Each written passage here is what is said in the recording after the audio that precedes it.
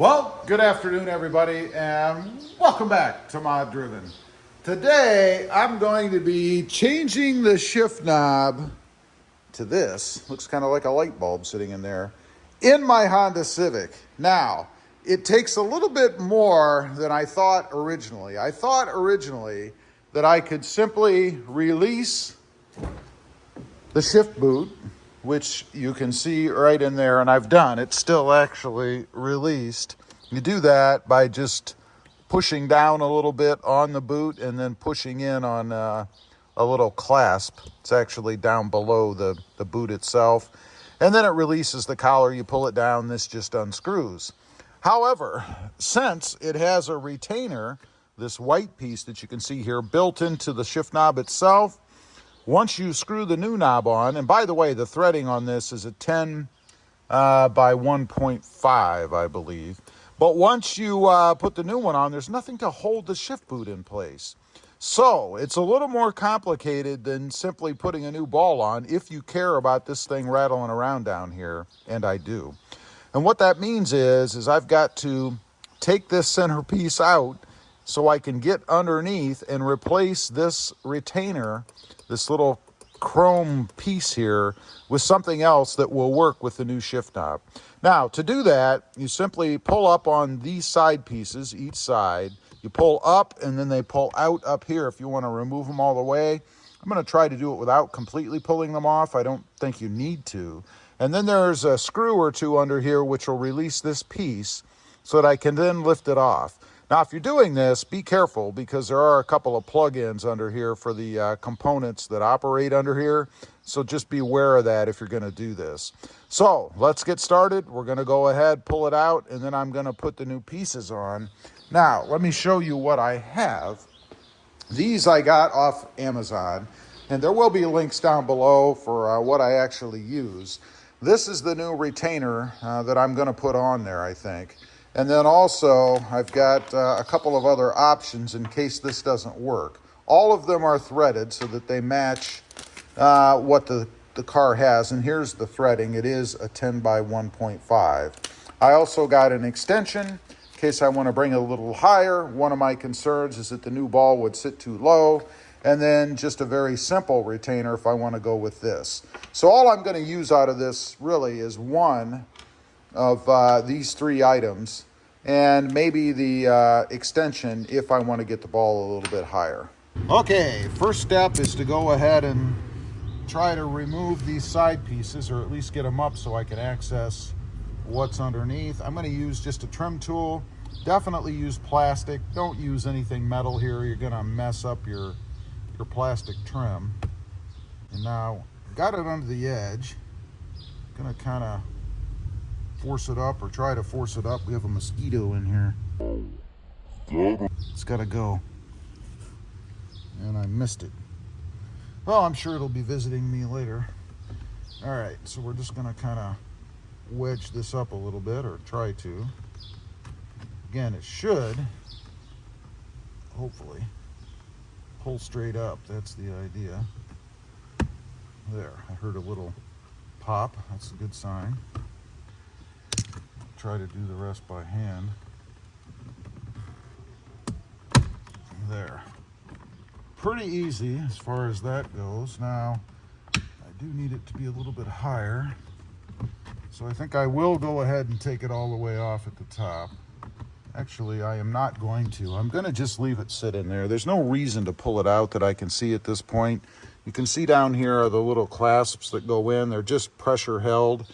And then the bolts, screws, there's one on each side, one there, and that will enable me then to lift this out. So I'm just going to kind of sit this off to the side, I think. So I'll go to the other side, we'll pull those screws out, and we'll be able to lift this up.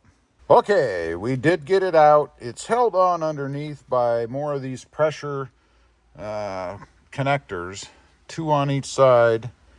And yeah, two on each side. Now you may notice there are some other screws down here, and up here. You do not need to remove those. Just the two that were up top that I showed you. Now, as far as the connections go, you do have three underneath. and they just pop off really easily. So I would go ahead and remove those. Just do it separate from the car. Now, while you're in here, never hurts to take a look. Got a little bit of grease down here, and of course the whole shifting mechanism, pretty simple, but everything looks good to me for what I know about it. This would be a good time to re-grease if you actually needed to. However, I do not. One thing I want to note, when I took it out, I noticed the leather here was coming up out of the retainer on this side, and it's held down by staples and glue and stuff, but primarily right on the edge by this little ring. So I actually loosened that ring, and you can do that by pushing in on these little clasps on the side. You actually can take it all the way off, but you have to take some other things off.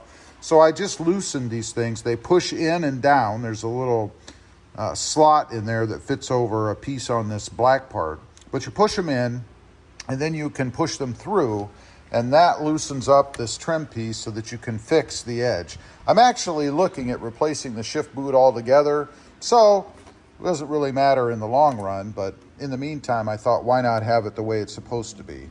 So to get the shift boot off, or the ring I should say, it's just held on strangely by a zip tie. Zip ties are so good for everything, right? So you want to cut the zip tie, and then you can just pull this trim ring out, and then we'll install the new one. Okay, so carefully, we're going to cut the existing zip tie off. I do not want to damage the shift boot, so I'm going to be very careful. Actually, I think I'll grab an X-Acto knife just to be sure. That way I can get right under the edge of just the zip tie, hopefully.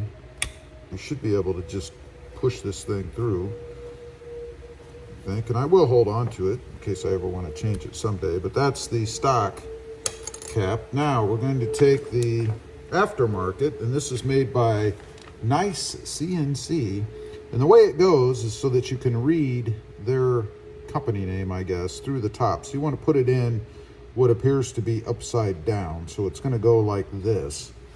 And that means I have to try to finagle it through here, and it looks like a pretty tight fit. So you get the idea. I'm going to put it through, and then I'll zip tie right around, hopefully the same crease that's in the existing boot, and then we'll be ready to put it back in the car. We've got it all zip tied on there. Pretty neat little device this is. You can't see much, but it is zip tied on. And then the way that this works, after you put the boot or the whole unit back in the car, you'll push this down below where the threaded area is on the shift rod.